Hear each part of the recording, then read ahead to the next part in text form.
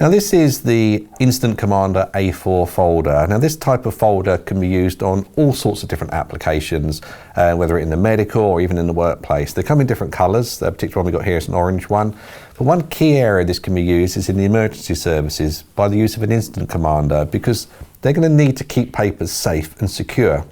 Now with this, it's a wipe clean surface, so it will expel as much water and rainwater, it'll be fine with that. But obviously there is a material around in the zip, so it's not, you couldn't submerge it in water, but if it's rainy, at least it can keep papers dry as possible.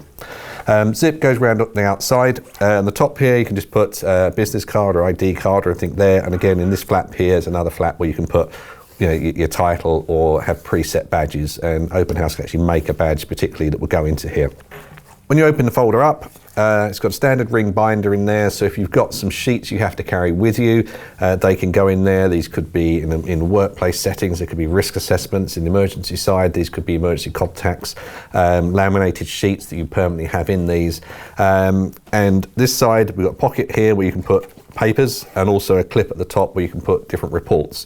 So if you're collecting information from different people on a major incident, then you can either put them into ring binders, you can put them under the clip, you can store them in here. And also on this side, there's different sections that are either the full height of it or half sections where you can put other paperwork, record cards and things like that.